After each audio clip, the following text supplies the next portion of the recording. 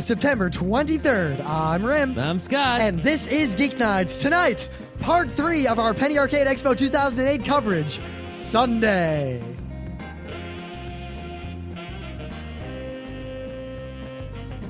Let's do this. All right, so there actually is a lot of video game and other game news going down, but there's so much of it. And, I feel, because we've done these 3 PAX shows in a row, I've had such a no opportunity, basically, to talk about games I'm actually playing right now. Instead of a news, I just sort of want to relatively quickly go over all the games that are going on in my life right now, because I am playing mad games. Mad games. Yes, and particularly, I got to point out, it wasn't 2 years ago that I remember talking about how PC gaming was pretty much dead, and it really was 2 years ago. No, PC gaming's full on now. Like, it came back, and remember, I never said it can't come back. I just said, at that point, it was dead, and it's been slowly, coming back. It was just MMOs, but now, thanks to a lot of indie games. You know what? Ever since Portal. Yeah. It was like Portal, and now I got, Multiwinia. Oh, you want to talk Multiwinia first? All right. Well, I'm playing Multiwinia. Right, so it's great. Yeah, so back, there was a game called Darwinia by this company, Introversion. If people don't know Introversion, they're a British game developer, and they made Uplink, which everyone should play, even though I suck at it. I can't beat it because I suck. They made Darwinia, they made DEFCON, now they're making Multiwinia. Basically, Darwinia was an RTS unlike no other RTS, but it was single player. And originally, they wanted it to be multiplayer, but they failed, and they only made a single-player game.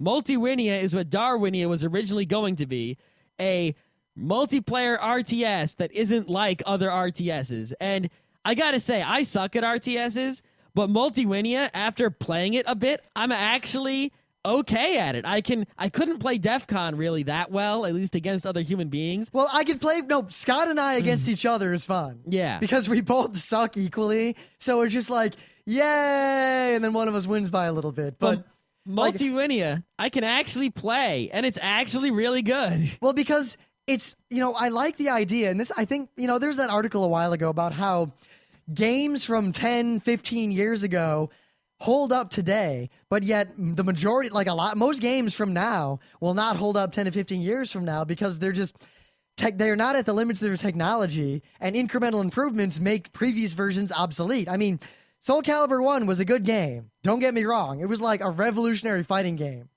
Soul Calibur 2 is just better. Yeah, it's just an incremental improvement over Soul Calibur 1. As great as Soul Calibur 1 is. But why play Soul Calibur 1 if 2 exists? Excitebike or Tetris is a distilled game that technology could not make better. You could make a different game, but that game is distilled. Yeah, what? Could you make Excitebike 2 in such a way that no one would ever want to play Excitebike 1? I guess Excitebike Verse is that, but I mean, it's the same game, basically. It is the same game. There's really no difference. I want to talk about that idea more at length because I actually have a lot to say about it. And, it might not be all the things you expect me to say about it. But the thing about Multiwinia, right, we'll just get this over with. It's distilled. Yeah. Multiwinia is an RTS, but it doesn't have that part of the game where you click faster than the other person in order to upgrade your guys faster than the other person. Or in R2, because they, a lot of RTSs don't really support squatting or have bad AI. You basically, whoever can click the fastest to move their units into the right positions quick enough wins. Yeah. Multiwinia is all about it's all about controlling the flow of your units. In a way, it's a lot more like, trying to think of another game. Well, it's more, in many ways, it's more like real warfare in that you have, you can give orders and send guys around, but it's real time and information propagates slowly. Like, you change your guy flow. It takes a while for guys to start arriving at that new front. Yeah, you're basically controlling a flow of units and aiming it and, moving it around in such a way as to win, depending on the scenario. And it's actually, in a way, it's a lot like that Liquid Tron. You ever play that? Actually, yeah. It's a little bit like the Liquid Tron, where you're controlling this flow of liquid in order to sort of Tron the other guy out. But, let's not talk about the game at length. It's an RTS, so people hate RTSs. However, just so you know, basically, when it came to writing the network part of it, they screwed the pooch, and like a lot of people can't play the game online, and LAN play doesn't work for most people. DEF CON had similar problems, but this seems to have problems twice as bad, which is really sad because it's multi-winia, but the multiplayer is broken, seriously. And it's not like, it's really broken, and a lot of people are having trouble with it, and Scott and I were unable to get it to work. Why didn't they just use the built-in Steam game matching stuff? I don't know. Actually, I noticed something weird. Once I installed Multiwinia, none of my Steam multiplayer games worked online. Really? I got connection attempt failed on all of them until I restarted. And when I was back in, closing Steam and opening it again, it still didn't work. But once I restarted my computer into Windows, it worked fine again for everything. I didn't have that kind of problem. So, no, but I'm saying now that I've rebooted, we should try doing Multiwinia LAN again. Maybe it'll work. Oh, okay.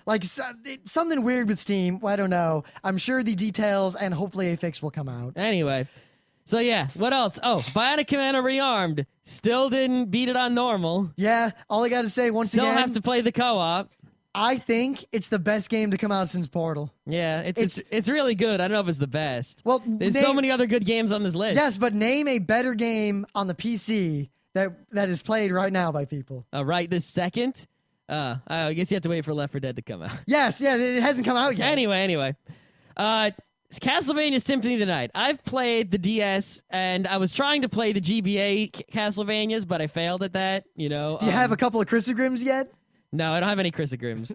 But I just, I got the PlayStation emulator working, and I'm playing the Symphony of the Night, which I never played before. And now, this is another example of it is an incredibly amazing and important game. I mean, that basically was a revolution in that sort of game. But at the same time, it suffers. Well, it doesn't suffer, but the genre will eventually suffer from the incremental improvement. No, thing. won't. There's no, because that is actually an instance in which there is no incremental. Well, what I was about to say is every that single game is exactly the same. It's just more of the same, which is exactly what you want. Well, you didn't let me finish because I was saying something. I was having a qualified statement. But each of these games has enough unique character to where playing an older one is just as fun as playing a newer one. There's no unique character. They're all exactly the same game. It's just a different map. Well, there is. It's unique, like if someone just Scott, made. There is unique character. The maps are different. The characters are different. The music and all the atmosphere is different. No, the and the atmosphere is weapons pretty much the same. are totally different. The weapons are mostly the same. Nah. All these games are pretty much just more of the same game, and they're all awesome because you can't get enough. It's like if someone just made Super Metroid with a different map, you couldn't get enough of that. Everyone has a unique gimmick. I mean, the first DS one had the swapping loadouts gimmick. The second one had the two people gimmick, and each gimmick is in and of itself fun. The gimmicks barely play into it. The gimmicks are not what make the games fun. I would disagree and say that they give each game a very unique character to where each one is independently amazing. Yeah. However, the Symphony of the Night has the gimmick of it's the first one. Anyway. Also, the soundtrack is amazing. Yeah, well, because it was actually on a CD, so they actually took advantage of that. No, that's not why I say it's amazing. I say it's amazing because the music, even if it was never in a game, is really good music. Well, that's what I'm saying, is that back in those days, games were on CDs, and all what they could do with a CD in those days was put really good music on it, because CDs were originally for music. But no, I would say that the soundtrack is good in the same way that a lot of Final Fantasy soundtracks were good, because it was basically semi-symphonic or symphonic music composed for the game, as opposed to when they got CDs for games in those days, because that was their advantage, especially on something like the Sega CD and the PlayStation early days. They tried really hard to make really good music. But Scott, they tried CDs. really hard to make really good music for SNES games too, on some games. I mean, the Final Fantasy soundtrack, Final Fantasy VI, had an amazing soundtrack because it was composed for the game, and it took a lot of time and effort. But I feel like most games, their soundtracks are generic, backgroundy music. Well, nowadays, people don't try hard to make really good music for their game all the time. I listen to the soundtrack, like music from Halo, and it's just kind of generic. I wouldn't listen to it on its own, but I would listen to the soundtrack to Symphony of the Night or the composed music for Final Fantasy VI on its own. It's fantastic. Yep. Mega Man 9. All right, so Mega Man 9 came out. I bought it. I played barely any of it yet, but it's Mega Man 9. Do I really need to say anything else? I got to say one thing. You can turn on or turn off sprite flicker. That's cool. And I'm doing what Scott is doing. We're not going to read anything about the game. We're going to play it independently of each other and independently of the internet. Not independently of each other, because I mean, you want to get the old NES experience. And part of the old NES experience. Oh, you want to do that? Watching what your friend did and learning from that. You know, All of right, course, I'll I don't say think I this. have anything to learn from you, though. So I will say this though: in the playing I've done, I'm going to start with Splash Woman. I think that is where I should start. I think that's just because you like Splash Woman. Well, yes, because she is fairly attractive, but that is not the main reason. What else is your reason? My main reason is that my regular gun did more damage to her than it did to other people. How far did you get? I got to her, and I also got to Gem Man. You actually got to Gem Man? Yes, you know what? I couldn't beat him. I got there with 0 lives. He kicked my ass. I kept dying on the stupid spikes where the swingy thing is. I lost all but one of my lives because I got an extra life on that part. Is he on the other side of that gate, or is someone else on the other side of the gate? I feel like I shouldn't say. Oh, yeah, all right. Anyway, we're going to do a review of Mega Man 9, obviously. The game is exactly what we wanted. It's pretty much Mega Man 2, but new. And I'm getting the experience, like the joy of discovery, and like all these feelings that I haven't had in a game in a long time. Yeah. Like I never got a joy of discovery playing Portrait of Ruin. I just kind of beat it. Yep. But this game, it's like I'm trying to getting figure some it of out. that joy of discovery in Symphony of the Night, actually. Yeah, well, Symphony of the Night is like an amazing game. Right. So I got the Strong Bad game on the Wii, the first one. Actually, the second one is out. But I haven't gotten that one. I only got the first one. And I didn't beat the first one, but I played quite a bit of it, actually. It's a point-and-click adventure with Strong Bad. They're Homestar Runner style jokes. That's pretty much all there is to it. I mean, you know, if you like Homestar Runner, go for it. And actually, what I did is I haven't gone to Homestar. I was a fan of Homestar Runner back before you people even knew what it was. Scott sent an email that became one of the Strong Bad emails. Remember that? Well, I'm pretty sure that first email where his computer explodes was eerily similar to an email that I sent. Like it was almost word for word, like a couple of words were changed, but it was like word for word otherwise. Yes. And that's how far we go back. Like we started watching from like the third Strong Bad email. Yeah, when I went to the site originally, Strong Bad email was not the highlight of the site. It was just one of the features on the site. The tunes and the games were more prominent. Anyway, so I eventually got tired of it because the same joke over and over again, you know, and I felt like around the time when the album came out was sort of like the peak. And I hadn't gone there in a long time. So bringing back this game, I feel like playing the first chapter of it, it's sort of like a joke. You've heard the joke before, but you haven't heard it in such a long time, so it's sort of funny again in a way.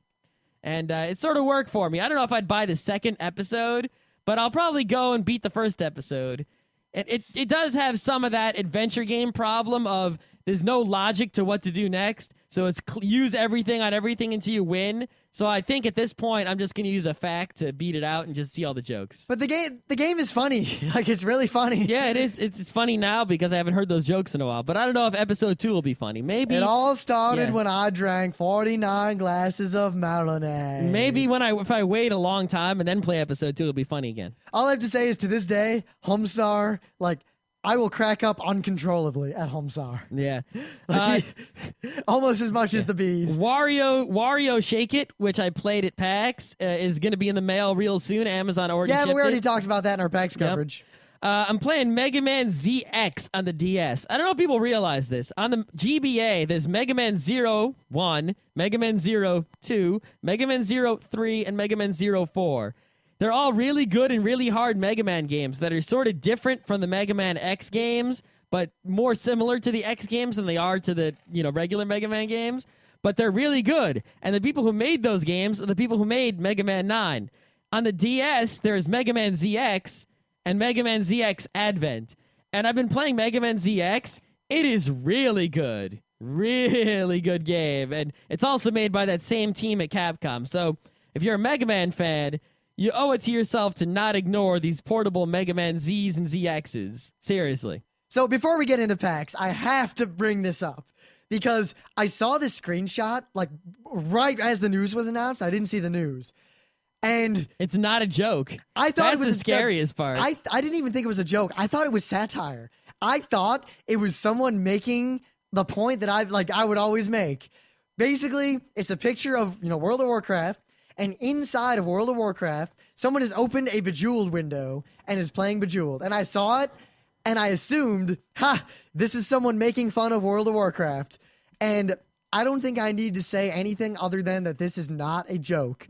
They're literally adding Bejeweled, the mindless crap game, into World of Warcraft so that people have something to do while they're grinding.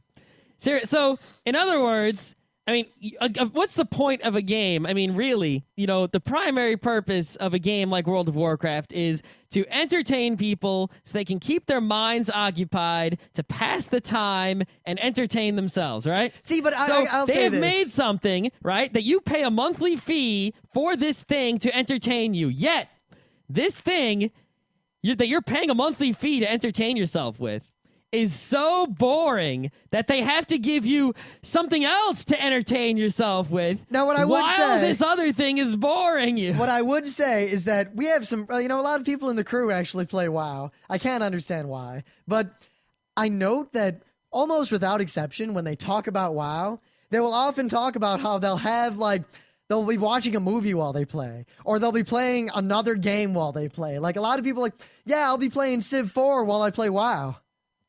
But I don't get it. But basically, the irony of putting Bejeweled in World of Warcraft is delicious. It is absolutely... They're basically saying they're admitting our game is boring. Here's another game to occupy you while our game is boring. So that you please don't stop playing our boring game. I think Joystick said it best. There are many ways to deal with boredom that can strike during lengthy World of Warcraft sessions, other than just walking away from the computer to partake in a more enjoyable activity. Some people level up, new characters. Some people go into a Barrens area and spew their hate speech toward like-minded scoundrels. Ooh, I like that one. The virtual denizens of Azeroth will soon be wasting their time using a popular real-life time-wasting engine. Do you get XPs for playing Bejeweled? I don't think so. They should, at least then, maybe. It'd be faster than killing rats to grind, right? I would just play Bejeweled to level it up. I say it should increase the drop rates of perps.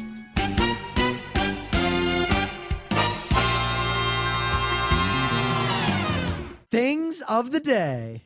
So, you know us, we like to think about games in an academic fashion. Oh, yes, most definitely. Most definitely. Well, in my internet wanderings today, bored at work, usual, I came across this essay, or I don't know, they call it an introductory catalog. It's a 5-part essay, basically. And what it is, it's called The Arts of Contest. And it was written for the Exhibition of Oriental Games in New York in 2004 by a man named David Parlett. And I read this thing, and it's in 5 parts, and each part sort of covers a different area. And, in the beginning, the first part, he really talks about how games are actually really important historically and should be respected, and people shouldn't be looking down on them. I can definitely agree with that. I mean, war games in Prussia is one of the reasons why the Prussians had the preeminent military of the day. Yeah, and he talks about how nowadays, people, think, oh, it's just a game, it's not important, or, they're just, it's just a silly game. Well, Scott, as to demean something by calling it a game. It is important. I mean, if you lose a game of Puerto Rico, people fucking die. That's right. It's serious business. Anyway. Yeah, but then he goes on to talk about, other more different and interesting things. And if you're someone who cares about games for serious like we do, then this is something that you should read. It's not, the most deep, the most full, hardcore thing you're ever going to read, but it's a little better than your average crap that you read on your gaming blogs. Well, it's definitely an important point. I mean, actually, seriously, not that long ago, I did a lecture about game theory and gaming, and how by playing games that are game theory kind of games, as opposed to just Monopoly, games that don't matter, games that actually involve tactical thought or strategic thought or anything like that have non-trivial decisions, are very good for honing your ability to deal with the real world more effectively and to make better decisions as a whole and to think quickly and all those sorts of things. And I have a feeling, because I didn't read this thing of the day yet, but I have a feeling I'll agree with this dude. Yeah, I didn't read the whole thing either. That's why I only talked about part 1. But I have something much more important. Now, over the weekend, we were reminded suddenly and with fury that the movie Dick Tracy with Warren Beatty exists. I saw that movie in the movie theater. As did I. In a double feature, I believe, with a Gremlins movie, perhaps Gremlins 2. I saw it by itself. I don't And I remember at remember. the end, my mom was like, she wasn't sure if she should say anything about Madonna and the way she was dancing. Yeah, I was a kid. I didn't know or care. And... I knew. I cared. I could see my mom trying to figure out what to say to me after the movie. My parents didn't say anything. Thing is, I forgot that the movie was put out by Disney, and I forgot that, as far as I remember, it was a fantastic movie. The movie is definitely badass times 10. However, I talked not that long ago about JMVs, but there's another phenomenon out there. I think I have to talk about the DTMV. This here is a Dick Tracy music video set to Straight Outta Compton. Why'd you have to say what it was set to? You gave it away. Well, because the video is the thing. Usually they'll watch it and go, oh, Straight Outta Compton. But no, this time, I just want you to watch the video because I am pretty sure that the majority of our listeners have never seen this movie. I'll bet that half of them didn't even know it existed. They should have just used the same song as the JMV. Yeah. No, I wish someone made a Dick Tracy song just like that JMV song. The baddest motherfucker in the world. But because that's not terribly game related, and because the Angry Video Game Nerd recently talked about it, I got a double feature. So, because this is a good thing of the day, I have a bad thing of the day. You see, Dick Tracy for the NES, it's one of the worst games ever made. If you I didn't even know it existed. Then I saw the Angry Video Game Nerd do his little thing about it, and I was like, oh my god. I owned it. Did you really? Yes, I bought it from a Blockbuster for like $20. Oh man. I never. You spent less on Bionic Commando. I never arrested anyone. I died. That game sucked. It was impossible. But anyway, one, you should watch the Angry Video Game Nerd about it. But two, I have a video here of what you get when you win this game, which of course is moot because it's impossible to beat this game. But Then how did they get a video? Game Genie? Actually, I remember as a kid, I did beat it by using a Game Genie code that made you invincible. Oh, that could help. That's pretty much the only reason he couldn't beat it. But let me tell you what, I've noticed that games that suck tend to also have incredibly unrewarding and unsatisfying endings. I know. It's like the game that's the hardest to beat gives you the pieces to shit for beating it. But I mean, what? I get Mr. Miyagi winking at me? Yeah, but like these incredibly easy games, at the end, they'll be like this full motion video. Because it's just, the game has no substance. It's just video. Suffice to say, you get the same graphic you get when the cop's yelling at you for arresting the wrong dude. But the text says, great job, Dick. You arrested the right dude. And then you see one picture of him at his desk, and that's it. We have to do some Dick Tracy comics on a Wednesday. Oh, yes, we do. Because I got to say, Dick Tracy, badass mofo. Oh, yeah. In the world. So, speaking of badass mofos, I think we got to finish our coverage of PAX. It's been a while since PAX, and yet we're still talking about it. That's because we're not doing enough shows. Maybe if we did more shows, we would have been done with this by now. Do you want to do 4 shows a week? If I didn't have a job. I see how that is. But I think it is telling. I mean, if you didn't listen to any of our other coverage of PAX, and you don't plan to listen to this show tonight, I'll sum it up. We've done 3 episodes about PAX. You can probably figure out whether or not it was good. Yeah, you don't even need to listen, all right? We did 3 shows about it. Would we do 3 shows about a bad convention?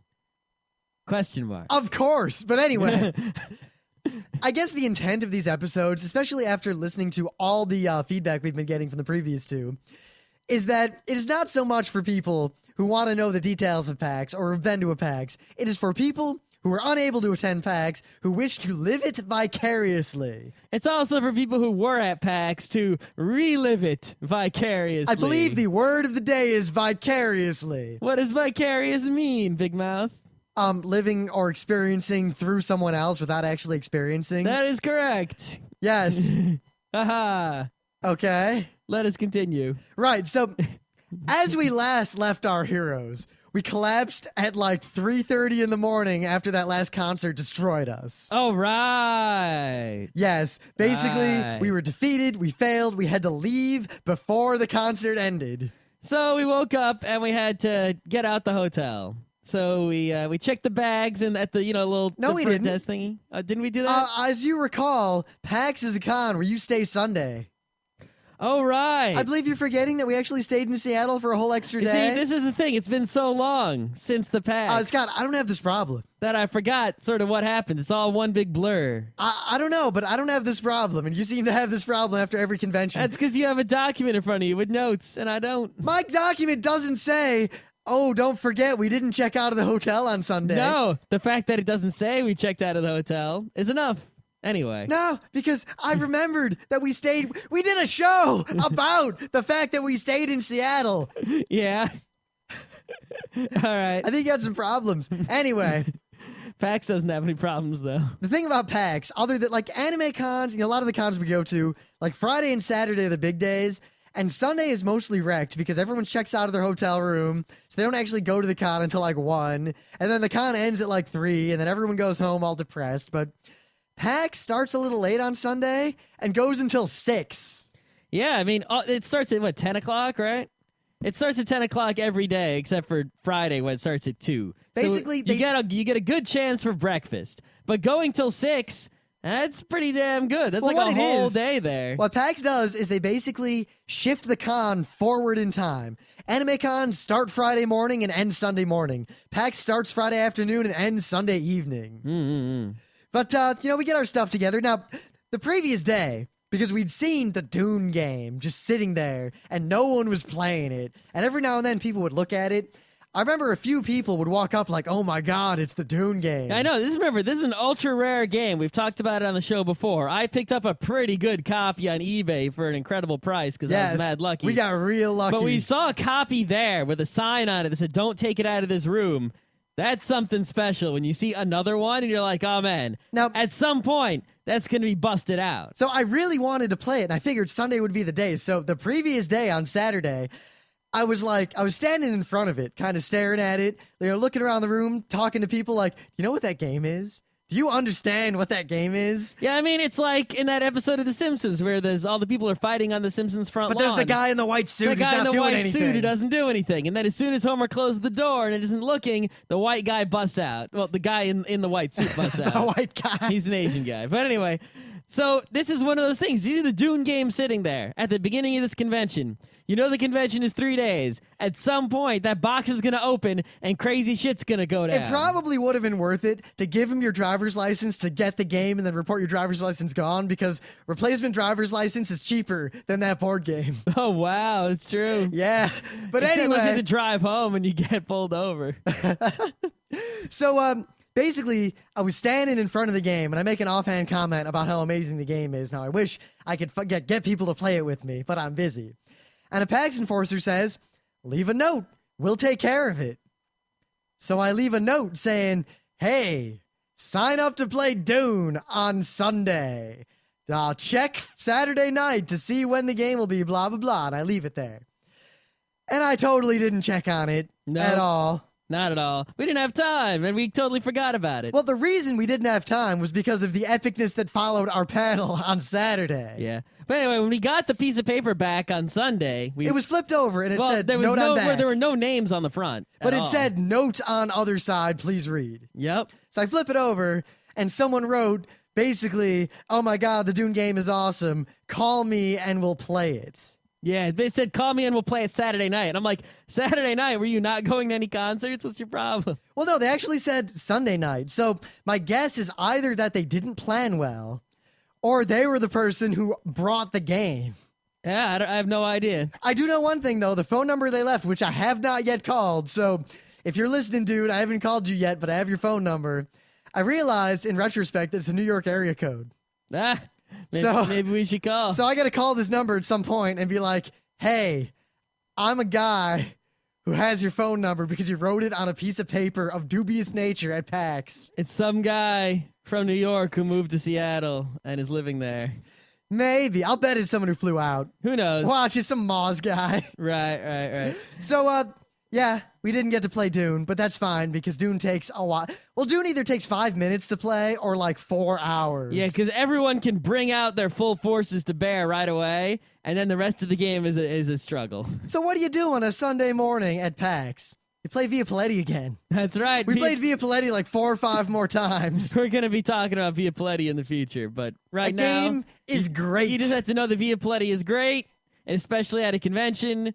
Play it whenever you can. Yes, but on until Sunday, you're bored of it. we gathered multiple crowds standing around watching this game, and we played it and played it and played it, and then we handed it off to another group of people who kept the game going as we left. All right. So then, we realized one thing we hadn't done through the entire con was harass WotC. We'd planned on harassing WotC, we just never really got around to it. I didn't plan on it, but I did. I sort of realized that, the whole bottom floor of this gaming annex is like the WotC room. They had World of Warcraft, not World of Warcraft card game. Well, they had World of Warcraft, the board game, but we'll get to that. Yeah, but that's a different company. No, I'm referring to something we're going to talk about. Oh. Yeah.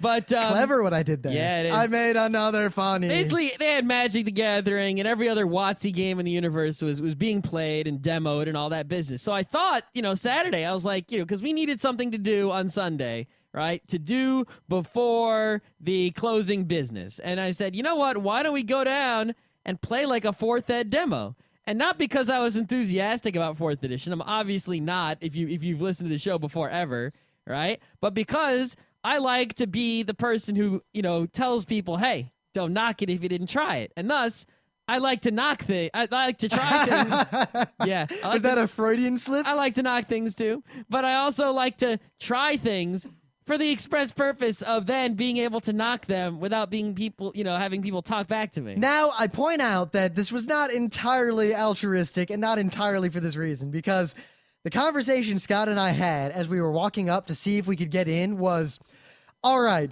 whatever game we join, let's pull out the burning wheel. Bullshit. I'm going to be questioning my motives, and let's totally fight among each other and not get anything accomplished. Yeah, I expected, to do a role-playing demo, even a short one, right? I expect, even though I didn't expect there to be rules for role-playing, I was going to role-play it up. I was going to be, Basically, Scott and I were going to walk in character and ask what our motivation was, frustrate the dungeon master, and fight for what we believed. Exactly, and see how the system handled it. But also try to learn the rules and see if our suspicions of 4th edition were correct. Yes, because while a lot of people had said, it's just WoW. It's just WoW. But I was a little dubious, and I think, we got to see. And also, the other reason, and the reason I was going into this with the adversarial point of view was that the panel before our panel on Saturday was the WotC panel, how to be a good dungeon master, basically. And I really wanted those people to come to, because basically it was the, oh my god, WotC panel, followed by the Dungeons & Dragons' poop panel. So I really wanted them to realize what was going on and see our panel and get angry. However, I didn't think until after our panel started that even if they'd wanted to, even if all those WotC people with their special badges wanted to see our panel, they couldn't have, because they were doing the panel before. They couldn't get in line, and there's no special preference for anyone at PAX. Oh, unless you have an all-access badge. Which they did not have. No, Who had that? Like 4 people. Gabe, Tycho. Their girlfriends / wives. I guess their wives and their kids, maybe. Yeah. Maybe Robert Koo and such. I assume Robert Koo had the purple badge. Yeah, I don't know who else. Not many people. Because the computer trusts them. I mean, MC Frontlot had the same badge we had. The light blue special guest / panelist badge.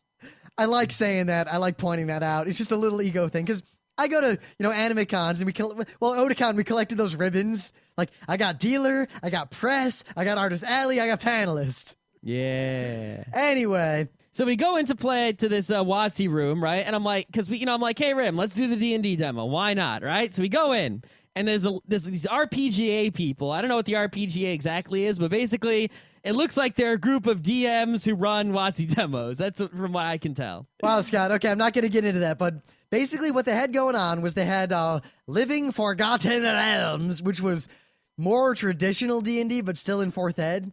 But they were scheduled long events that the slots had been filled up long before we had a chance to get in. Yeah. And also, we didn't have time because we had plans for Sunday. So this lady is saying, hey, who wants to blah, blah, blah, right?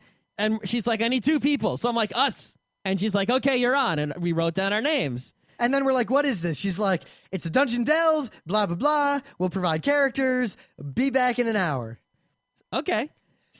But she said we needed dice. Now, this is the funny part because and as soon as she says we need dice, Scott's like, we don't have dice. And I'm like, can we get dice? And she was like, well, you can go buy some.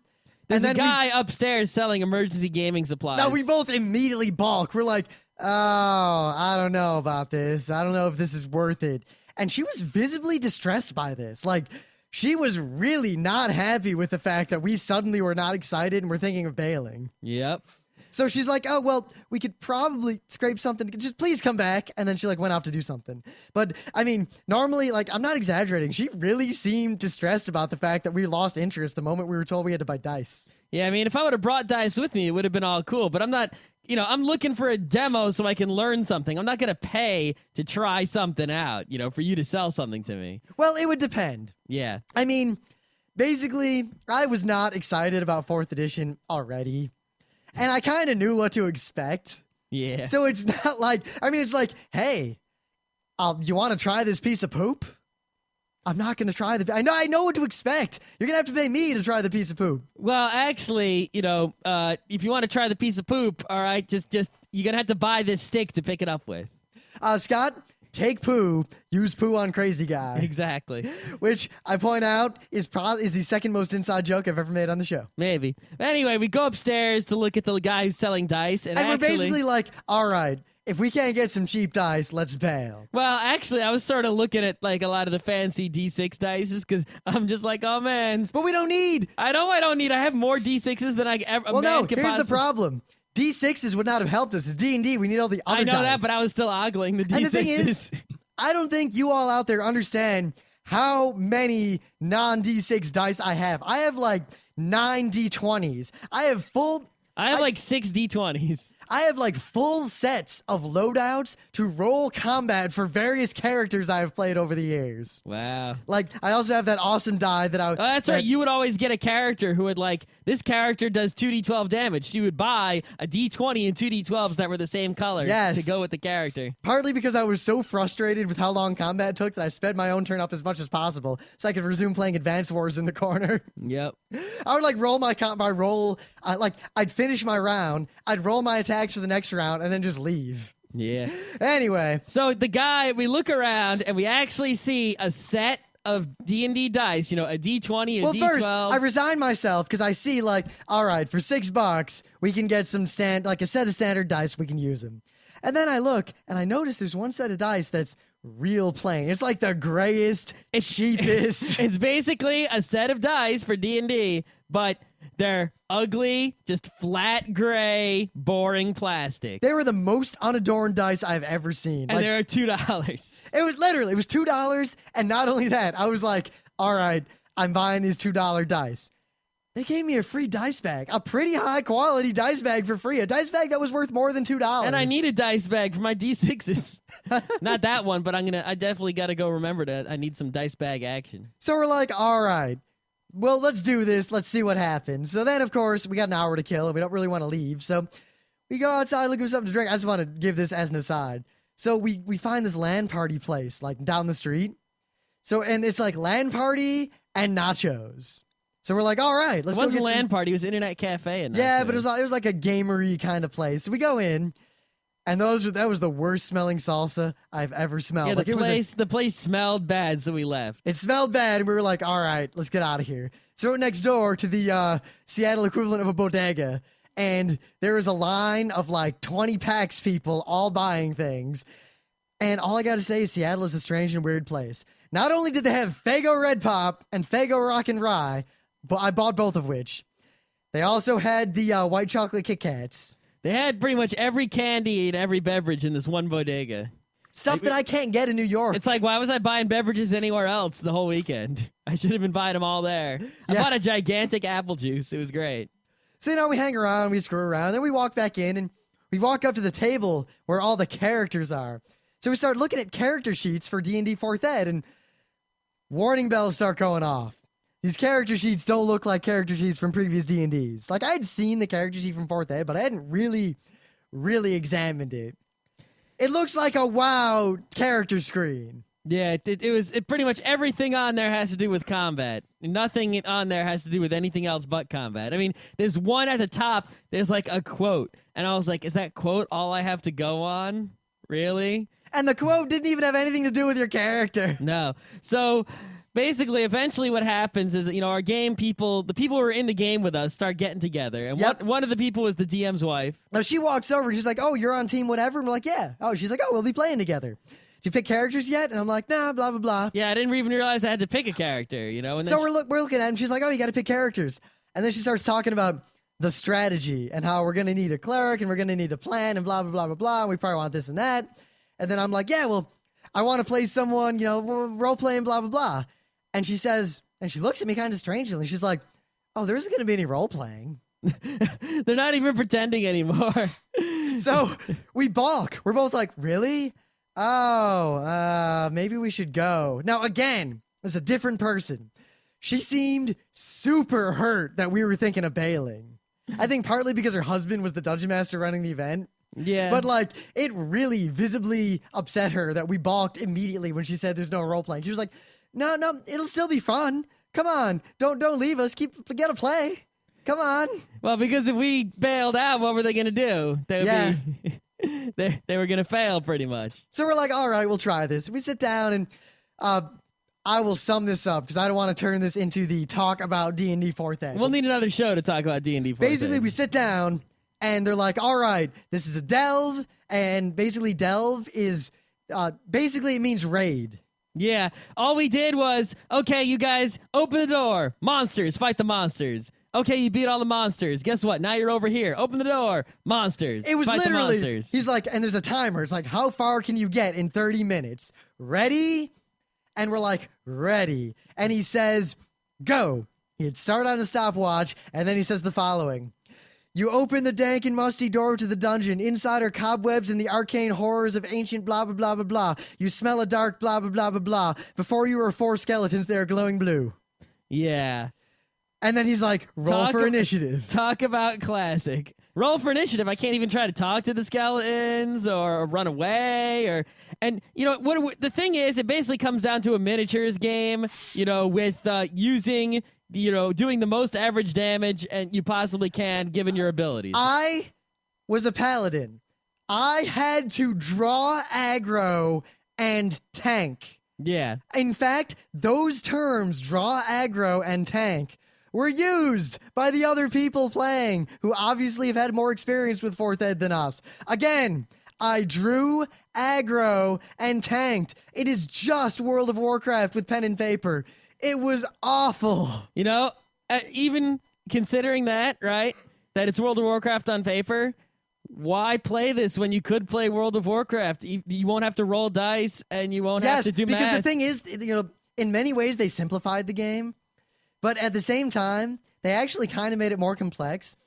And despite having this professional WotC dungeon master dude running the game for us, he had to look up stuff a lot. And the rules were really, really, really fiddly. And he had a lot of trouble keeping track of all the numbers. Yeah, and basically you could see how they changed the game to where, in old D&D, if you're a cleric, right, you healed. And if you weren't healing, you were doing weak-ass damage and you weren't being helpful. They basically, everyone was helpful all the time. Every cleric spell that I had did damage and also, as a side effect, boosted someone in some way. Everything you do does damage. It's just... At least everything I could do did damage. Even 3rd Ed, right, they started to decrease it somewhat, but they always had the fun spells that,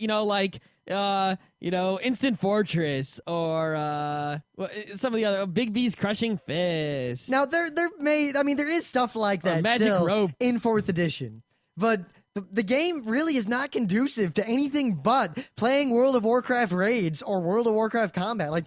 There's nothing else to D&D anymore. 4th edition is just a really weak version of World of Warcraft. Yeah, it's we could have role played. You are better off playing the World of Warcraft card game raid than you are playing D&D 4th Ed. Yeah. I'm serious. I mean, we could have role played, but the role playing was not in any way helped or hindered by the dice or the numbers on the paper or anything. So any role playing we could have done equally well without fourth ed, just with no paper, no pens, no books, no dice. So what would be the point? Why have D&D if it doesn't help or hinder the role playing? So It's completely separate. I ask all of Unless you we out fight. there, because we'll talk about fourth ed at some point in the future. I will, by various means, acquire the book so that I can do a full PDF. review. Can anyone out there defend Dungeons & Dragons 4th edition as a collaborative storytelling game with conflict I could resolution defend mechanics? it as a fantasy miniatures game. Possibly. I could defend it as better than Hero Quest, even though it's the same kind of game. But it's basically just Hero Quest Advanced. It's not anything else than that anymore. I'm sorry, but it was awful. Really bad. And it was kind of fun because we were trying to figure out At what was least going it only on. took 30 minutes. Yeah, actually, we had to play a shortened delve because they were running out of time. It was only 20 minutes. And then at the end, they gave us, because we lost, but we got whatever, they gave us these wooden coins with, the D&D logo on them. We could exchange them for prizes. So we gave all of them to some guy, but I stole one, and then that was it. We left. Yeah. I mean, to give them the benefit of the doubt, right? If we had done, say, Living Forgotten Realms instead of Dungeon Delve, We could have roleplay. there might have been role-playing involved. However, that role-playing was obviously in no way related to anything in the books, in the game. So it would have just, we didn't even need D&D to do that role-playing. We could have just sat down with some Forgotten Realms novels and done that role-playing. The other thing was that they said, no experience necessary, just play. And I didn't really know the rules to 4th ed, but I want to say this. Experience was 100% necessary. There was no help provided at all. I had no idea how it works. Well, the only reason I was able to get by is because some of my basic knowledge of 3rd ed and previous D&D still functioned. Yeah, but roll a D20 to see if you hit, and some of it was actually, I'll give it credit, some of it was intuitive to someone who already knew 3rd ed. Yes, but at the same time, the way it flowed in general was largely incomprehensible unless you had already read the rules and knew something. Yeah. But I sort of figured out the basics of, you attack, it's versus the other guy's defense, depending on what your attack is, roll your damages. Yeah, I'm not sort of entirely thing. sure how actions work because I always seem to have The a lot more actions, than I had expected. no fucking clue. I just kept doing things until they told me to stop. And the other thing is that a lot of times, my side effects for all the cleric spells, I'd be like, hey, someone gets a +2 bonus. Hey, and no one would pay attention, and no one would get the bonus. I'd be like, okay, whatever. Who gives? Yeah, but whatever. Enough D&D. We left that business, never to return. But then we went to the expo room again. Now our plan was, it's Sunday. Maybe we can go do something that there was a line for the previous day. The answer... The line for the Fallout booth was even longer. Left 4 Dead, forget it. Left 4 Dead, I couldn't even get near it. Well, I watched some people play it on the screen, and that's all I needed to see to know that I'm buying it, no questions asked. I did watch a bunch of people on a stage playing the rhythm music whatever game we play or whatever it's called for the Wii. Where you dance and do instruments and stuff. Was it? Well, there were two. There was Wii Music, which was going down at the Nintendo booth. Yeah, that's But the there was one. also the Raving Rabbids, which had a stage. I saw that too. They were playing a multiplayer mode. Now, the Raving Rabbids one looked a little bit better, but I gotta say, both games reeked of dancing around with the Wiimote is already obsolete, and these games are going to be sold to people who don't actually like games. They did not look fun. No. It looked like you could just waggle and always win. Yeah, it was definitely not something I'm going to shell out for big time. Oh, I don't think I would even pay for it. It really didn't look fun, and you know what? There was really no one in line to play either one. It's sad. Yeah, it's kind of weird. It's you could actually go to the Nintendo booth where they had unreleased games to play, and the lines were not that long, not as long as they were at the big games. But I guess as the demographic of the PAX. Yeah, look, Nintendo really... Nintendo's booth is really subdued. I expect, they should have had a big booth like those other guys. Well, what would Nintendo have had to offer to the average Just had a person at lot PAX? more screens and a lot No. better setup. In terms of upcoming games, what does Nintendo have to offer to the average PAX attendee? Maybe they should have busted something out new at PAX that would have, attracted people. They didn't have anything... I hate to say core gamers or hardcore gamers because that is such a loaded BS term that people use to further their own agendas, but Nintendo more like less and less has anything to offer to me except on the DS. Like the Wii has Mega Man 9, which is currently the best game on the Wii. Wario's coming in the mail. Could be here tomorrow. Yeah, but what else? What else? Not for now, nothing. Yeah, so we pretty much wandered around and gave up on that. And you know, we dicked around, we wandered around the con a whole bunch, and basically we didn't try to go to any panels because the lines for every Sunday panel were, again, ludicrous. Like there was no way to get in. Yeah, we spent some time laying in the DS area. Always good. And, you know, DS area B, not A or C. A or C suck. Yes, over the course of the con, we realized that DS Lounge B is the Geeknights Lounge. Like, I hereby officially endorse DS Lounge B at the Penny Arcade Expo. All other DS lounges are poop.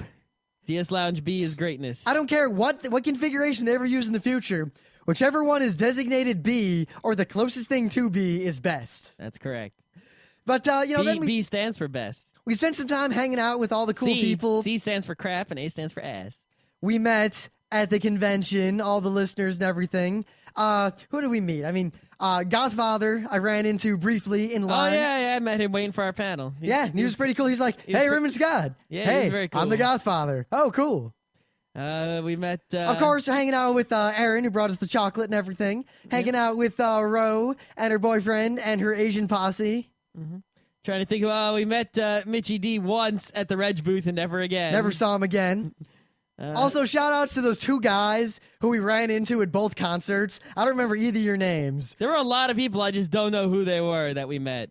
But no one was an annoying fan person. Every single person was cool, which is really weird. Yeah. I totally... Usually when people come up to me, I'm like, I'm expecting at least a slight amount of annoying fan person. But no, everyone was an awesome person. Like, for serious, at the average con we go to, We should just trade all the East Coast peoples for the West Coast peoples, but bring them to the East Coast, which is geographically superior. see, I have a feeling that PAX East Coast will be the same way, but it bears repeating, and I'm not exaggerating. I did not interact in any way with anyone that I would classify as a fanboy. Yeah? No one. The scariest person I talked to was like so far above the line. I guess maybe my line has been lowered by years and years of anime cons and local gaming cons. Oh, But, that could be what it is, too, is our line is just so low. but no one was even close to the line at PAX at all. Everyone we talked to. So I'll say this. If we talked to you at PAX, you were cool. To some I say that degree. unilaterally. Some cooler than others, but all cool. Yes. Some ice cubes, some water bottles in the fridge, but no matter. No one was in the heater. So, you know, there really wasn't much else to say actually about Sundays. So, Well, there was when we got in line. well, that's what I was about to say. There was Ah. nothing else to do. We didn't really do anything except wander around, check on stuff, wander into rooms. Some of the stuff we did was actually stuff we talked about as being on Saturday. We just, you know, being journalists, moved everything around to make it easier to do the show for us. But then we decided, all right, let's get in line for the end. Because you see, instead of having closing ceremonies, what the Penny Arcade Expo has is the Omegathon Final as the last ultimate event at PAX. Basically, everyone in the con lines up, and then everyone in the con, standing room only, goes into main events and watches the end of the Omegathon. I think this is a genius move by PAX. As you look at other conventions like Otakon, right, and they have an opening ceremonies and closing ceremonies. And the opening ceremonies, all it has to offer is opening ceremonies. And the closing ceremonies, all it has to offer is closing ceremonies, right? At PAX, the opening ceremonies isn't actually opening ceremonies. It's actually a keynote by a famous industry person. So everyone wants to go. And the closing ceremonies is the end of the Omegathon, where they reveal the secret game, and whoever wins in that unknown secret game, you know, gets a huge, huge prize, which is actually a trip to the Tokyo Game Show. And you know that secret game at the end is either going to be a wicked retro game that no one's ever seen before, or some new game like Halo 3 was 2 years ago that no one's ever played before. Now, of course, you already know what the last game was because it was basically our thing of the day in the first night of PAX coverage. But we decided, all right, we can't risk missing the end of PAX or being stuck at the very back of the room.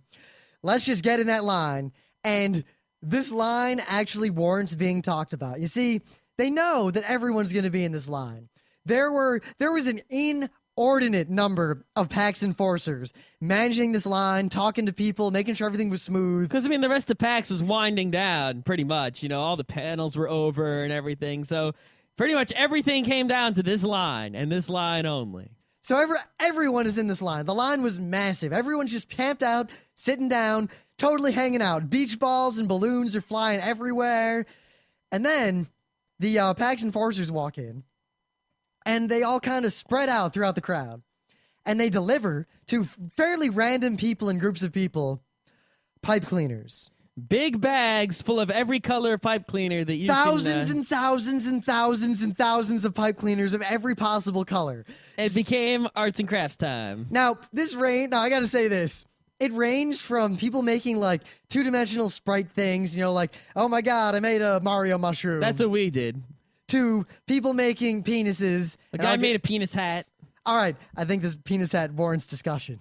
What do we have to discuss? A guy made a hat out of pipe cleaners, and somewhere in the tangle of pipe cleaners that was the hat were some pipe cleaners bent in the shape of a phallus. Not just in the shape of a phallus. It was a fully modeled, three-dimensional penis, complete with balls, a glans, and ejaculate.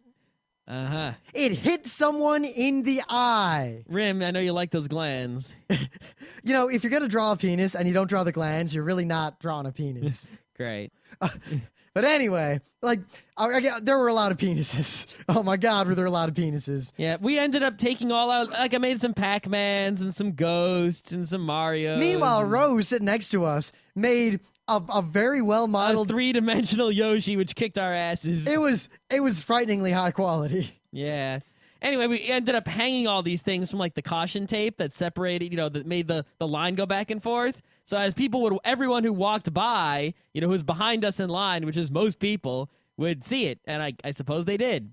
We have pictures of it online. You can go see. So basically, for all of you who were at PAX, if you saw a whole bunch of awesome art hanging from the line about a third of the way from the front, that was us and Ro and her boyfriend and some of the people around us contributing. Yeah. So that was our mark on PAX. Yep. So we get in there, and there's no seats. I guess they wanted to make sure everyone got in. And people crammed in. Like, it was as tight as the first concert. Like, it was as tight as a Tool concert we went to a long time ago. Yep. And not only is it tight and everyone's crammed in, they got some music's going on, right? And all the people who had the Fallout puppet from the Fallout booth grouped up on the right side, and we're all dancing in unison and making awesome. This is a wonderful and brilliant example of emergent behavior, because basically there were no more than like 20 of these things. As far there as are I maybe could see. 30 of them. Nah, maybe 20 all told. Anyway. And there's videos of this online at the final closing ceremonies. And at first, you know, people would hold them up, and you'd see them held up all over the place. But then two of them, like people worked where two people who had them were standing next to each other over on the right side. And then bit by bit, the people who had him started kind of fighting their way through the crowd and all making their way to this point. It was like a pilgrimage. This is a piece of swag that not many people got, but it was the highest and most coveted piece of swag at the convention. Yes, seriously. The status symbols at this con were in order. All access badge, Omega Knot shirt, one of those puppets. Pretty much. And I'll tell you this, if any of you out there have one and you mail it to me, I don't know what I'll do. Kotaku was giving one away. You could have won it, but you didn't. If anyone sends me one, I will make it worth your while. I like how Kotaku does that. They basically go to the conventions, get all the free swag, and then give it away on the site. But like the emergent behavior, like bit by bit, they all congregated together. And then the music's playing, and I'm not actually going to say what music, like what kind of music they were playing while the crowd was there, because the crowd stood in there hanging out for a while before they started the event. But the music was great. Like, it really set the mood, and that's all I really want to say about that. But, you know, people start making the puppets dance and waving them back and forth and kind of, like, as a group coming up with things to do, and, you know, it's going okay. But then someone did the thing that I would have done if I had the puppet, because when one person has the puppet, right, they stand out in the crowd. Having that puppet gives you a license to stand out in a gigantic, crazy crowd. Everyone's looking at you.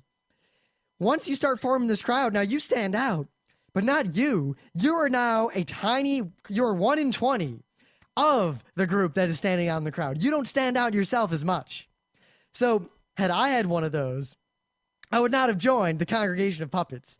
I would have stood on the opposite side of the arena, doing contrary things with my puppet by itself, thus maintaining myself as standing out in the crowd. And sure enough, someone did that. So the puppets are all dancing, and then on the other side, there's a puppet flicking them off and masturbating.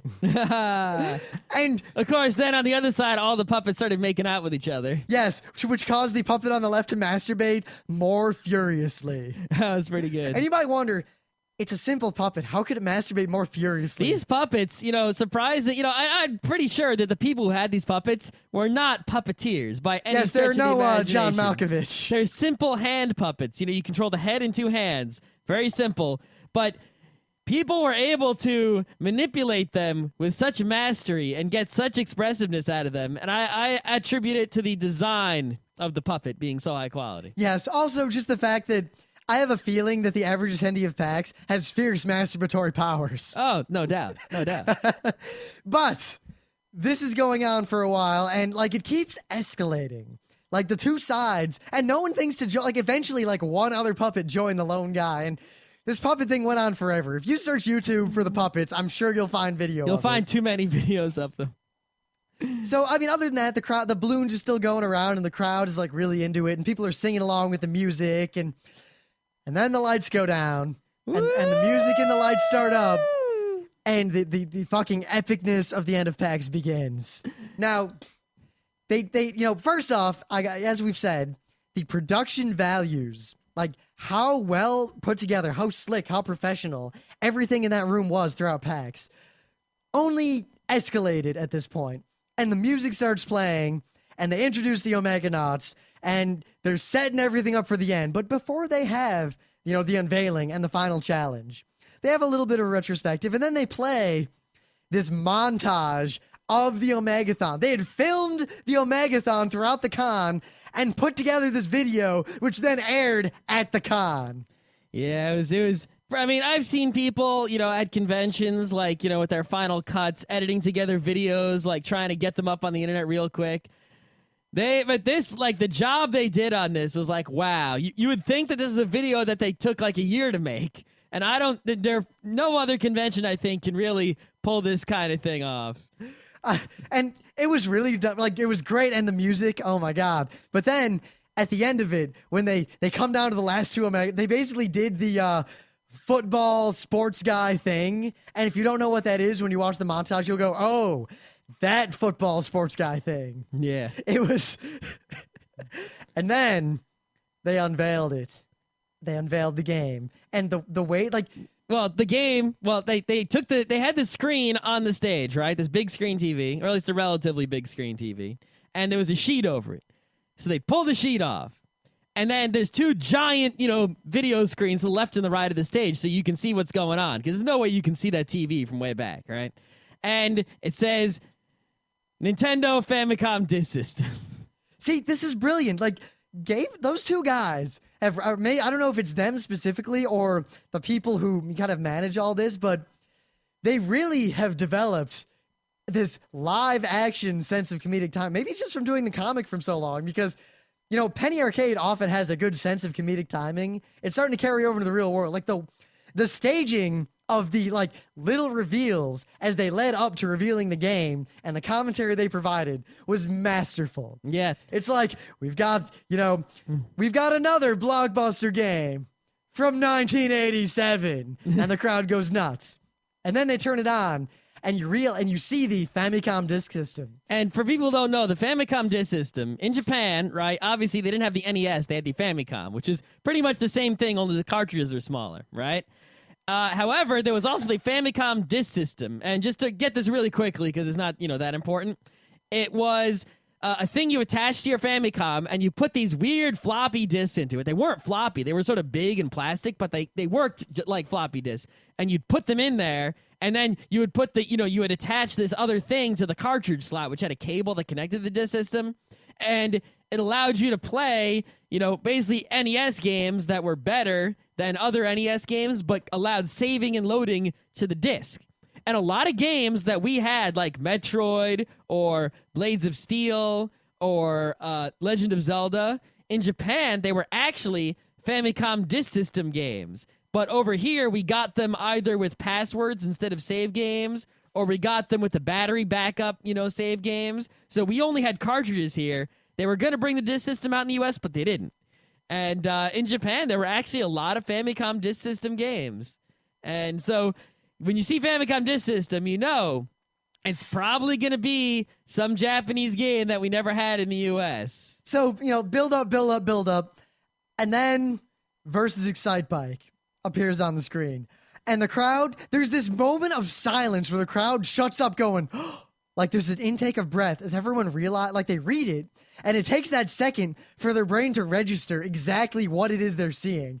And then the crowd just loses their shit. It's like, holy shit. I didn't even know that existed. I mean, I know a lot of things that exist that other people don't know exist. I didn't know Versus Excite Bike existed. I had no idea. I'm sure that there were people there besides Gabe and Tycho who knew it existed, but most of the people there had no clue. I had no idea. And then they bring him out, and it is weird. I also didn't realize that in Japan, player 2 was on top. Yeah, he said it was the Coriolis effect. I don't know. Japanese are weird. Yeah. I don't know why player 2 would be on top. But anyway, so they put this disc in, and then it says flip to side B. And the crowd, again, loses their shit. So the guy flips the disc over, and then, Versus Excite Bike starts playing. And Versus Excite Bike, I gotta say this, is fucking awesome music. Also, I gotta say, it's a fucking awesome game. Well, Versus Excite Bike holds up today as a good game. Yeah, I mean, it's Excite Bike, but it's Verse. That's pretty much all there is to it. And let me tell you, this is a game of turnabouts. Yeah. It is so fun. Something else I didn't realize, right, is when I got home, I set up my emulator, my NES emulator to emulate Famicom Disk System, and I got every Famicom Disk System ROM, including Versus Excite Bike. So we sat there playing them all, of course. Yeah. And I learned that Versus Excite Bike only comes with 3 tracks built into it for Versus. There's a track editor, and you can save your tracks on the disc, which is the point of having a disc instead of a cartridge. And when they were playing it at PAX, there were 7 tracks. So 4 of those tracks were tracks that I guess Gabe and Tycho or whoever owned that cartridge or owned that disc had made in advance. And they did a lot of play on those custom tracks. And they only did some of the play on the pre-made, built into the game tracks. And then the Omegathon final began. And the first round, the game starts playing, was amazing. It was like, oh my God, he's winning now. He's winning. It was real close, back and forth. And when whoever won, the other guy was on the ramp and was literally one bike's length away from finishing the lap. And the crowd, there's something about watching a game of direct competition like this with a crowd of people who understand the game and are into it. Because it was like, oh, I'm just losing it. And basically, after that first round, it was over. It was just absolutely over. It was just complete domination by red over blue. Blue failed. Sucked at Excite Bike. Well, he didn't suck he compared to, say, sucked. my mom playing, but he was not good. Let me put it this way. I'll be honest. I think I would have had a 50-50 shot against the guy who did win. I could have beaten the guy who lost, trivially. He overheated a lot. I mean, when I was watching him, I was thinking, man, I never overheat. But upon playing the game at home, I overheat a little. But I don't overheat as much as that guy overheated. Plus, he fell every time he hit those little pylon things. Yeah, I mean, the pylon things are real easy to get over. You just go back. He obviously was not 100% his Excite Bike knowledge. My guess is that he'd either never actually played Excite Bike, which a lot of people are like, or he had not played it since he was a child. Yeah, he didn't have enough, and the other guy won, and I was sort of rooting for that other guy anyway. Because one, that guy had really good styling. He looked like the kind of guy that had he been at RIT, I would have been friends with. Also, in the montage video that they made, that with the high production qualities we talked about, the guy basically said, the first round of the Omegathon was Peggle, and the second round was Boom Blocks. Yep. And the third round was Geometry Wars, right? So when they were talking to the guy who won, before he won, he was in the montage video, and they interviewed him during the Geometry Wars round, and he's like, yeah, this is the first round where there's a skill-based game, so I feel like it's, I've actually got a legitimate shot, which of course means I'm going to lose. And he didn't lose, but the fact that he was someone who recognized that the first 2 games were not skill-based and that Geometry Wars was, sort of may help me identify with him and root for him a little bit more. So he won, and everyone goes, woo, yeah, you won, you're going to Tokyo, we hate you, but we simultaneously cheer for you, all right, yeah, okay, why can't I go to Tokyo, okay. And then Gabe says, Tycho, get your ass in the beanbags. And they sit down, and they play. And one of them was not good at Excite Bike, and one of them was. Let it just be said that the red bike was, I think the blue bike was just rigged and gimped, and the red bike won every time. It might not have been the players. It might have been, the red controller was just better, and the blue one was broken. Yes, the red controller was somehow causing these overheatings. Yes, I'm sure it was. And then it ended, and the whole crowd walks out together, and oh my god, it was crazy. And everyone's talking and gabbing, and no one wanted to leave. And basically, we walk out of the con, right? And we kind of took a back way out, so we got ahead of the rest of the crowd. We're way down the street, and we get back on, and basically we get back onto the street. We're kind of up a hill a little bit, so we're overlooking back toward the con. The crowd leaving the convention center was frightening to behold. It was basically every street in every direction was completely full of people. The sidewalks were completely full. Yeah, it's it was a lot more when people leave Otakon, which is real big, almost as big as PAX, but not quite. It's not like this big wave of people coming out. It's people trickle out. It's a little crowded, but the people are tricking out and dispersing. PAX ending was like a football game ending. Exactly. It's just a whole bunch of people going in exactly one direction. If you leave a football game or a baseball game, you walk down the ramps, from the upper levels, or if you're cool and you're sitting in the lower level, you're walking out of the gate, and it's just this direct flood of people going in one direction. And that's what leaving PAX was like. Now All also these remember people- this. The basically a 12th of the population of Seattle was leaving the Penny Arcade Expo simultaneously. But the sidewalks were so wide and so empty, on this Sunday that it handled it quite fine. Oh yeah, it wasn't really Except about for handling it. The crepe line. The crepe line did not handle it at all. But what was amazing was, one, the locals and the tourists staring at it what the fuck is going on? And two, the fact that basically Seattle felt really empty the whole time we were there. Pretty much at any given time during the day, there was pretty much no one on the street except PAX people. Yeah. But then when PAX ended, the street was almost as crowded as a New York street on an average day. Yeah, But it was nothing but PAX people. Well, there were some non-PAX people, and it was kind of weird, but yeah. And then I guess PAX was over, right? Yeah. Go And- refer to that other episode we did to find out what happened afterwards. Well, the thing is, we left, right? And we're like, all right, let's go to that arcade. The game works. That everyone said isn't cool anymore. Oh, yeah, and there was right. it said reserved for private party. So we're like, oh, it must be like the PAX after party. Fuck, we can't get in. No. It was some little bat mitzvah. It's a bat mitzvah. Whatever. It was Some little girl's bat mitzvah happened to be at the Game Works immediately after PAX. So, you walk What the by, fuck? you look in the window, and there's all these PAX people walking by going, damn it, and looking in the window. And in the window is this tiny party of little girls. They would have made so much more money if they would have just kicked that bat mitzvah out and let the PAX people in. But it was this little party of 8-year-old girls. They're 13 years old. Whatever. But they're, little girls too, family members and whatever. Plus, I can't tell the difference between anyone under the age of 14 at this point. I can tell there's someone who's 0 and someone who's 5 and someone who's... Yeah, all right. Once they're over 5, I can't tell. They're basically, it's either baby, toddler, younger than me, older than me. I don't know. I think it's baby, toddler, kid, teenager, college kid, older than me. I often don't have know. trouble telling between teenager and college kid. Sometimes. It depends. Yeah, because the thing is, I feel like I can tell, but then I go back to RIT and look around, and everyone looks like they're 12 to me, and I'm like, wow, good God. Yeah, I don't know. What's wrong with me? I'm not that old. Yeah, my little sister's a college kid. It's fucked up.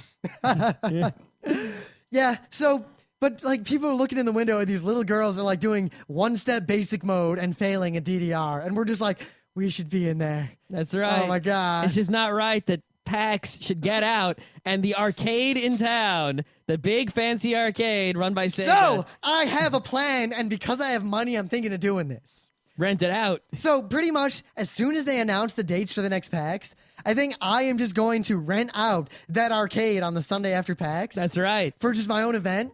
And we're totally going to have the Geeknights party. And I can't promise this will happen because I might not get the reservation. Like It might fail. cost too much. But if I can swing it, we are going to have the Geeknights PAX after party at right. PAX 2009 in Seattle. Hells yeah. I'm totally going to commit to this unless either it's ludicrously priced or someone like In other words, if we fail at it, you'll be able to get out you'll be able to save face. But I will not fail unless like I'm forced to fail. Unless, if there's some other bat mitzvah or something. The hard part is going to be getting enough people to come. I don't think it will be a problem. We're going to have to really hand out invitations and whatnot to every cool person. Well, the thing is, I've actually been talking to the PAX people, and we're already working on our panel, our tentative panel for the next PAX. Uh-huh. And let me tell you, I think it'll be a good panel, equal to Beyond Dungeons & Dragons. Maybe. We'll see. So, We got to work hard. PAX was over, but we're sticking around another day, which the only other con we've done this before was KatsuCon. And I gotta say, more and more, sticking around the extra day really makes a con a lot more enjoyable. For a faraway con, it does. Yeah, Kineticon, I don't need to stick around the extra day because I can just drive through the night. But for a con like this, it's so worth it. It's very worth it. So we got nothing to do, and we can't go play DDR. So we get Ro, and she gets her Asian posse, which is basically We got some of the Asian posse. as far as I'm concerned, the people we're about to talk about are like 1/2 a point away from being the West Coast front row crew. Mm-hmm. We got to call them like the second row crew or something because they're just like us. They're like us from the West Coast. Oh my God. So we meet with Ro and all those people. It's Ro, her boyfriend, and this cool parkour You know what? guy. I just realized I'm going to admit something horrible. Yeah? The only reason I haven't said her boyfriend's name is because I forgot his name. I don't remember anyone's name. But dude, you were totally cool. Remind me what your name is and I'll say it on the show because you were awesome. All right. I feel bad, but I only remember you as Ro's boyfriend. I don't remember anyone's name. What do you... But I remember Ro. their forum name if they're lucky. Oh, you know what? Actually, it was the other scary thing. We met a lot of Geeknights listeners, like a surprising number. Like I didn't expect as many of our Geeknights listeners to be at PAX and to run into them among, 58,000 some people. But with the exception of like 4 or 5 people, everyone we met who was like, oh my God, I listen to Geeknights, I'm a big fan, not in the forums. Yeah, what's up with that? Our biggest fans, with a few exceptions, are not in the forums at all. You got to sign up for the forums. And everyone who did sign up for the forums, right? When you sign up for our forums, it sends out an email that says, congratulations, you have been approved. But depending on who you use for email, if you use like Yahoo or Hotmail or something, you might not get the email that says you have been approved. If you don't get the email, don't worry about it. Just go back to the forums and sign in. And odds are 99% you've been approved. And I'll you'll say just this, sign in. If you actually were denied, 1, it'll tell you were denied. And 2, you're not welcome in the forums because we're real good at figuring out. Or it means that you typed into that little box that says, why are you joining the forums? If you type something into that box that made it seem like you were a spammer or a bot. Or stupid. In which case, you were not welcome in the forums. Yeah, you should type something better in that box. Because I do need to say, for all you people who might be newish to Geek Nights or, are listening to this and thinking, oh, I'll join the forums now. Our forums are not like other forums. You could say they're the opposite of the Penny Arcade forums. Real quick, grammar, intelligence, and non-annoyingness are strictly enforced, and as a result, there's no one annoying. I don't know. Anyway, so we go hang with these people, and we decide we're gonna, we got really nothing to do, so we busted out some board games. So we go to the lobby of the Red Lion Hotel where we're staying because our room, the lobby was actually really nice. There's a fireplace, there's a table, and a bunch of couches around it. So we don't want to play a game that we don't all know how to play, and we want to include everyone. Well, I there. always, whenever someone brings a game that I don't know how to play, I always want to learn how to play it because I love learning how to play games. But See, no one else does. I don't. I would rather learn. I would always rather play a new game I've never played before. I would rather already know how to play a game so that I can just sit down and play more games with the people. Because playing games is the fun part. Learning a game is just the speed bump between having the game and playing the game. No, I love learning games and seeing how they work and learning. See, I think your problem, what you forget to realize is that the amount of time we have to play games is limited. And it takes a long time to teach most people a board game. Yeah. So as a result, every time we want to play board games and you want to play a game that not everyone knows how to play, you basically delay us by an hour while you teach the one person how to play Power Grid again. Yeah, but it's not the I don't like teaching people how to play games I already know how to play. I like learning games I don't already know how to play. But don't you want to? You can play 2 games in the time it takes to teach someone a game. I'm not talking about teaching someone. I'm talking about if I have to teach someone a game I already know how to play, then yes, that's annoying. But if I'm learning a game that I don't know how to play and then playing it, I don't feel as if that hour was wasted. Except whenever learning a game is as enjoyable for me as playing one. See, except whenever we learn a game, it's always we figure out how to play on our own and teach everyone else. Yeah, that is a problem. And 2, it never works. This is an opportunity for someone else to teach me a game I didn't know, but you didn't want to do that. Well, also, all the game, it would have taken too long. We wanted to actually play a game. That is true. So we played Carcassonne. And let me tell you, I won by like a couple hundred points. Like I was doing pretty well, but then not so much. I won by like a ludicrous amount. Like I'm not just saying this to get like, oh my God, but I won by a frightening amount. But then again, to incite my ego, I seriously and without exaggeration win about 80 to 90% of the games of Carcassonne I've ever played. Yeah. Any expansions, doesn't matter. Any Carcassonne, like I always win. I don't know what's up with the Carcassonne, why I can't win. I've told you what to do, you just don't do it. I do it, it's not good Also, enough. you still can't figure out how to win the farm game. You'll always be like, I'm going to beat Rim this time. And you'll put like your big guy in a farm like early on. And then I'll just wall that farm I didn't put off. my big guy in a farm early on. But you've done that in the past to try to head me off. But anytime you're in a farm, I just wall your farm off. And then like, you'll be winning like the one big farm in the game. And then at the end, like in the last 5 rounds, I'll add 3 guys to the farm. Anyway. But yeah, I won. But everyone playing, it was a good game of Carcassonne. And here's why I say that all you people, the Asian Posse and Rowan, everyone, are like real close to being front row crew West Coast. Well, there's a culture of people who play, Euro games in which you sort of have fun with it in addition to, not just Euro games, all games. Because you Right. see the same thing with like the cheese and natural selection. No, that's true. But it's this culture of taking a game and playing the game seriously to win, but also adding this meta fun element to the game. For example, you'll see 4 people playing Settlers at a gaming convention, and they're taking their game of Settlers pretty seriously. Except when they trade, they'll say things like, y'all got a brick? I'll trade 2 wood. Yep. Or the classic, I got a raging wood. Does anyone have some sheep to help me with this? 2 wood. Wood for brick? Oh my God, we need to do a show on Caveman Talk. A whole show on Caveman Talk? I think we could do it. I think that's the Snow Crash show. Which, by the way, will be this Thursday no matter what. That's right. You like that joke? I like that. It was good. But, we do this. Like, when we play El Grande, it's not Aragon, it's Amagon. And when it's Galicia, we say Galicia, but we don't mean Galicia. We mean something else that I'm not going to mention on the show. Yeah, or when we play... it's Umerica! Yeah, and when you play Attica, it's like, what are they? They're technically supposed to be amphora, but we're like, they're carrots. Except... I say amphora. I know, I wanted to say carrots so badly, but I couldn't help but say amphora. We always will name things like weird things. Like, we'll call things from one game. Like, for a while, we called everything. St. Petersburg, the Jew. We called, everything in every game that wasn't the game that has the Doge in it, the Doge for a while. And then we started calling the king the governor and, everything... But then we we see the amphora and they look just like carrots. And we're like, haha, oh my God, they're carrots. And we're like, that's our thing with this game. These are the carrots. And it just didn't stick. And we just say amphora.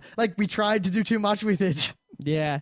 It's weird, but you'll come up with your own set of names for things in the game as opposed to the official set of names to add your own humor and your own flavor. So before we get to that, though, we bust out the Carcassonne set, and the first thing I ask is, so what expansions do we roll with? And the guy's like, blah, blah, blah, and blah. And I'm like, all right. Yeah, basically, there were a bunch of expansions in there. We played with the regular game and also with the Inns and Cathedrals, but we played a bunch of other tiles from other expansions, but we didn't actually use their expansion abilities. Basically, they have an analogous, but basically derived from the same idea set as us. Like, they did the same thing. Like, they added a bunch of sets together, and they ignore the stupid expansion it's like rules. they had traders and builders, but we didn't do any trading or building. We just used the tiles. And what cemented me as a fast friend with these people is the second question I asked, which was, so which farmer scoring do we use? To which he says, the correct one, obviously. And I say, is that the one with, XYZ? And he says, duh. Uh-huh. Of course. So, and then we start playing, and a certain tile comes up. And it's shaped, like it's a weird tile. It's one of those tiles where you have castle on the top and the left and also a separate castle on the right, but then grass on the bottom. So it's sort of like this pointy grass field that goes in like this little narrow crook. Almost like if the grass was water, it would be like a fjord. But and the guy says, oh, inverse wizard hat. And he we had all a look at him. name for the tile. And all I want to say, they have names for a lot of the tiles. Just like There's we the have wizard names hat, the for inverse things. wizard hat, the clitoris. The clitoris tile was so great. And the thing is, you're like, what do you mean? And then you see the tile, you're like, oh, well, there we go. Yeah. The fact that they name their tiles shows that they share that same common culture of name things in board games, weird things, and also jump on the cheese in natural selection. Jumping on the cheese. And thus we have a kinship wait, with Scott. them. Jumping on the cheese, boss. Jump on the cheese, boss.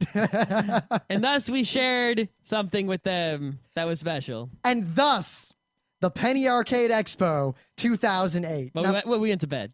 yeah, then we went to bed, then the next day. So, all right, we did a show on Friday without even a news thing of the day. We did another show on Saturday. We did this show on Sunday. We did a show just about the stuff in Seattle that wasn't directly related to PAX.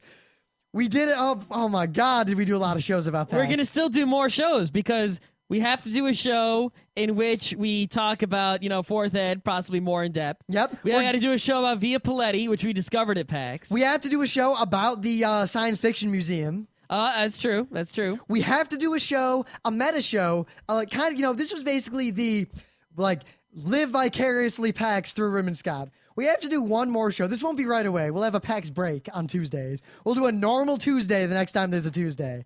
But then we have to do a show about, from a conventioneering perspective, from a technical perspective, specifically what it is that makes PAX good, like how it's run, the organization, all that sort of stuff. Yep, stuff that for people who care about convention behind the scenes stuff. We're going to do a Wednesday show. This will be in the future, but it's basically going to be what we learned about running an anime convention from the Penny Arcade Expo. And you might say, hey... It's basically going to be a scathing criticism of anime convention. But at the same time, it's going to be a list of suggestions, and in the classic suggestions that I must admit, are not suggestions we came up with before. These are the things we just learned from PAX. We were not smart enough to come up with these things. There are things we always say, like, AnimeCon should do this, AnimeCon should do that. But these are like, whoa. Like, here's a crazy one, just so you guys get an idea. I realized that the convention feedback panel is a stupid waste of time, and no AnimeCon should have one ever again. That's right. And you might say, what? That's crazy. That's how we're gonna roll. Oh, we had revelations. Like we'd be walking around PAX and we'd see something and we'd stop and go, "Oh my God, what if Otakon did that? It would change everything." It would. And if you say, "Oh, that's just the same show as Why Was PAX Good?" No, it's not. Well, kinda. Well, it is, except that Why Was PAX Good is 2 hours long, so we're gonna split it into two different shows. Yeah. But ever since Kineticon 2 years ago, where we went to Kineticon and came back with a, shall we say, unpleasant review, and the con chair and all the people involved emailed us and said, you know what? Your coverage was justified. Everything you said was true. Put up or shut up. are you going to do all the things you said we should do? And we said, we'll do whatever you want. We ran like 7 panels at the next Kineticon. Let me tell you, we're doing the same thing with anime cons, and I'll talk more about that later, but we are actually going to be bringing several of these changes to Kineticon and possibly, though this is in no way set in stone yet, to Otakon. Oh, man. And, yeah, what else? I think that might end con There's not really coverage. much more we can say about the PAX. We've pretty much beaten that horse, and it's dead. However, there's one other thing that came out of it. As soon as we have a chance to do it in person, we are going to interview Jared Sorensen on the show. Oh, yeah. Yeah, that's another technically PAX show. We are going to interview Luke Crane again because I have, other questions to ask him. Oh, no, yeah, definitely. And we have a semi-secret project that I'm going to say this. It will involve Jared Sorensen. It will involve Luke Crane. It will involve Role-playing games. It will involve a video camera. It will involve a stage. It will involve YouTube. Gay porn? And it possibly will involve a DVD. Gay porn DVD? But suffice to say, I say it's secret because until I get to the point where it is no longer shit talking, I'm not going to promise anything. But much like Washington, it's coming. It's coming. So I hope you enjoyed this, and I will say it unambiguously. We are going to be at PAX 2009. We are going to be at every Penny Arcade Expo that happens for To as be- long as we live. We are going to be at every PAX that is East in North and America. West. No, that is in North America. For as No, barring. no, I'm going to PAX Europe. I don't know about you. All right, I'll say this: if there is a PAX Europe every year, I might not go to all of them, What? I'll go to all of them. but I will go to every East, West, North, South Coast PAX that there is. I would go to PAX Iraq. I would go to PAX. I would go to PAX. I would go to Iraq. PAX Darfur if it was tomorrow. What PAX would I not go to? I would not go. I would not go to PAX Scranton. I would go to PAX Scranton. I would not go to PAX Scranton. I would not. The only PAX I would not go to. Are you ready for this? There are 2 PAXs I would not go to. Hell? No, well, Well, no, I would go to hell because one, Yeah. all the awesome people are in hell if they're right. that's right. That's right. I And would two, not. devil takes care of his own. I would not go to PAX Outer Space Why not? Are you because kidding? it would be too hard to get to. Space elevator. Japan's building it. If there's a space elevator, that's a different story. But Besides, then if PAX, I'm Scott, saying if PAX Space was tomorrow, I wouldn't go. Scott, PAX Space is definitely affordable because everything involved costs space dollars. If PAX Space was tomorrow, realistically, I wouldn't go. And I would not go to PAX Antarctica in the winter. If it was PAX Antarctica in the good time when the sun was out, it'd be all right. I would because if comics have PAX taught Antarctica me in Scott, the winter, no go. if comics have taught me one thing about Antarctica, it's full of action, adventure, and lesbians.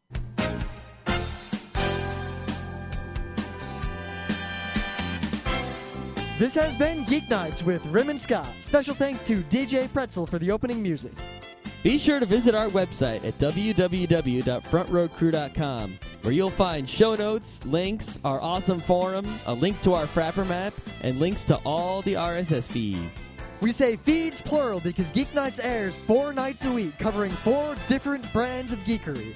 Mondays are science and technology. Tuesdays, we have video games, board games, and RPGs. Wednesdays are anime, manga, comic nights. And Thursdays are the catch-alls for various rants and tomfoolery. You can send us feedback by email to geeknights@frontrowcrew.com, or you can send audio feedback via Odeo. Just click the link that says Send Me an Audio on the right side of our website. If you like what you hear, you can catch the last 100 episodes in iTunes or in your favorite podcatcher. For the complete archives, visit the website, which has everything. Geeknights is distributed under a Creative Commons Attribution Non-Commercial Share-alike 2.5 license. This means you can do whatever you want with it as long as you give us credit, don't make money, and share it in kind. Geeknights is recorded live with no studio and no audience. But unlike those other late shows, it's actually recorded at night.